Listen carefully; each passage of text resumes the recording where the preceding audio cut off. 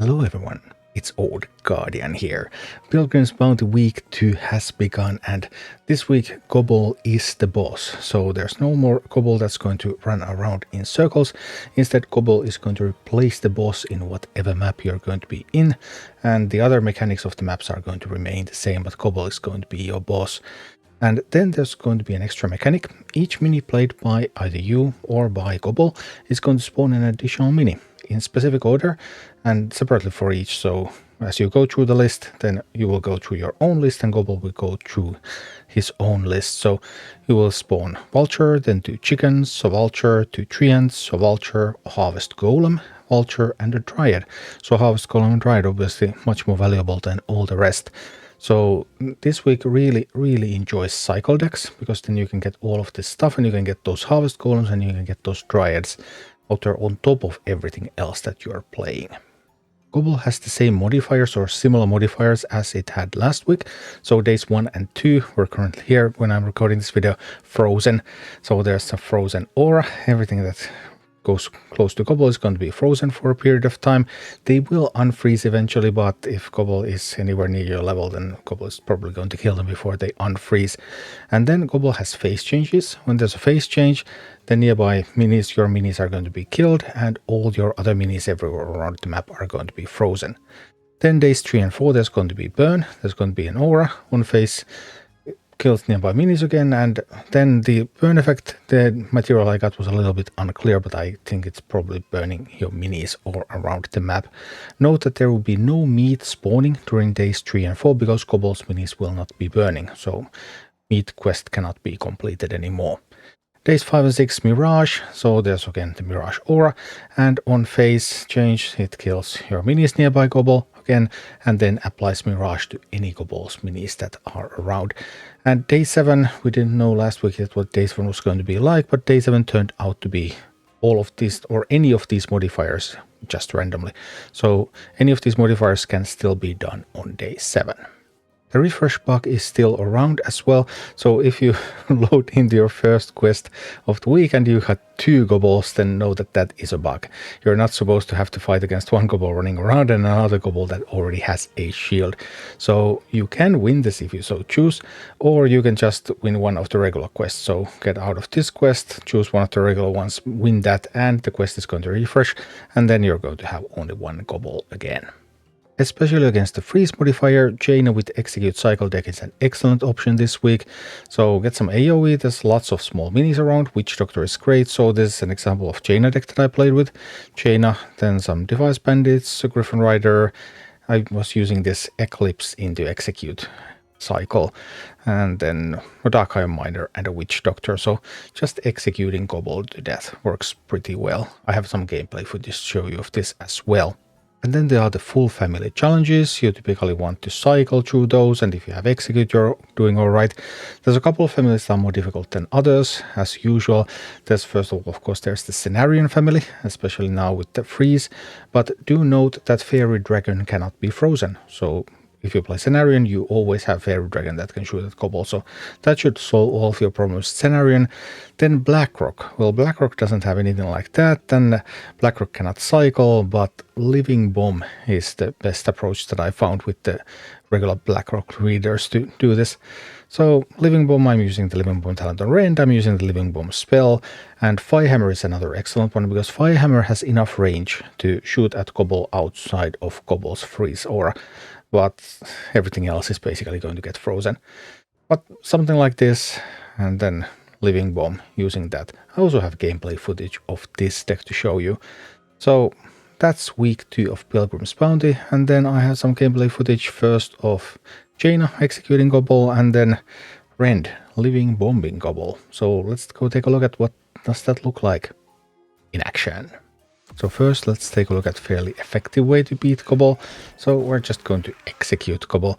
This is actually fun because this is a Tyrian map, and in Tyrian map, when you play a spell, 3 skeletons are going to spawn. So we're going to get some skeletons as well. Here I'm using this Eclipse into Execute cycle. And here I decide, because of the map and the way the fight was going, I decided, okay, I just want to take control of the tower at the start. So I waste 1 Execute there instead of getting all executes on Gobble. Depending on the map, I could have already started to execute Gobble. But again, then Jaina.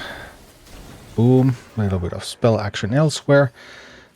Of course, I could also drop all of that stuff on Gobble, but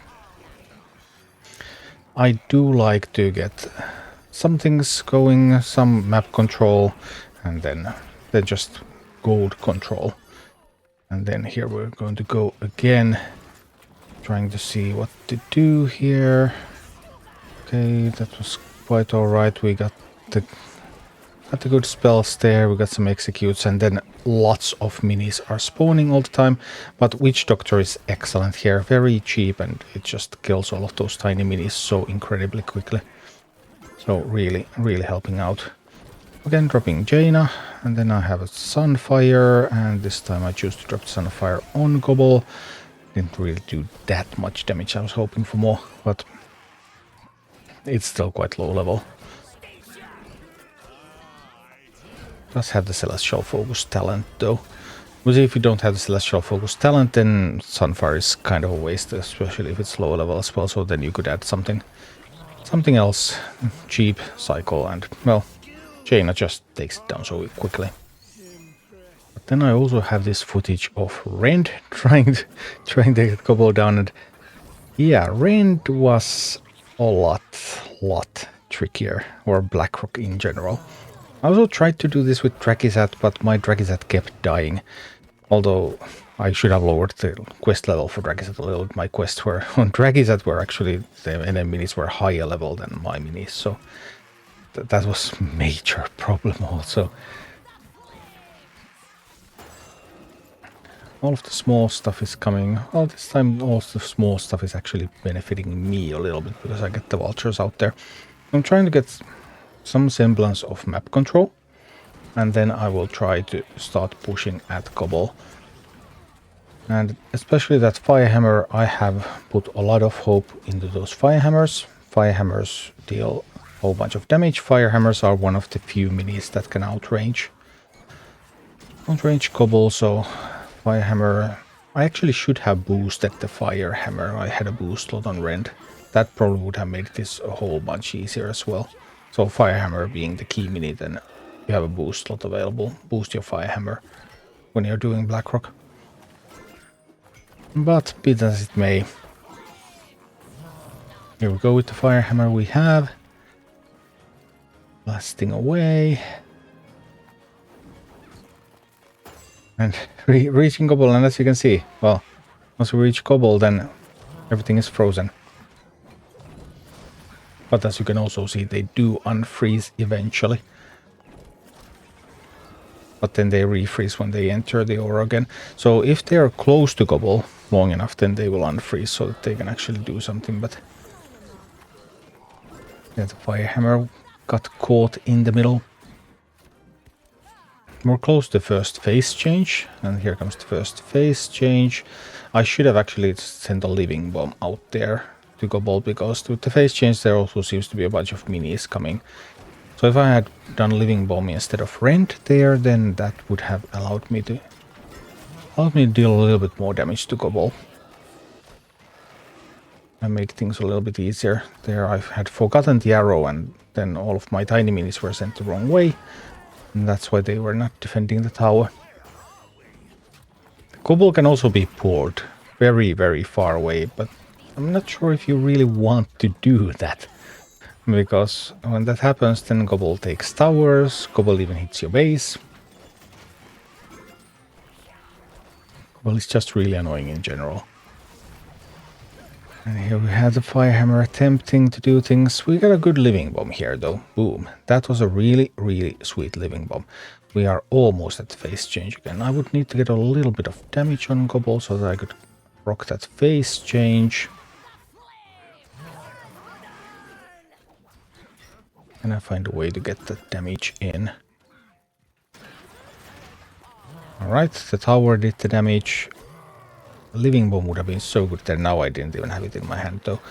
So now that Cobble is guarding this tower, I'm thinking that maybe I will be able to take the tower behind Cobble. So that the AI doesn't control too much. Again, Firehammer pushing in. Oh dear, I'm about to lose the chest. Just barely was able to save that. And Cobble has moved. Because those tiny minis keep being summoned, that means that Cobble has actually decided to move very close to my base. We do get a living bomb here. That was a sweet living bomb from Rend. Excellent job, Rend. Excellent job. And Cobble attacks my base. Now this is a real race. And I do manage to win it with the Firehammer. Firehammer and living bomb really carrying Blackrock against Cobble week 2. Thank you for watching. Click like and subscribe if you enjoyed this, and a special thanks to all of my Patreon supporters, YouTube members and Twitch subscribers who make all of these videos possible.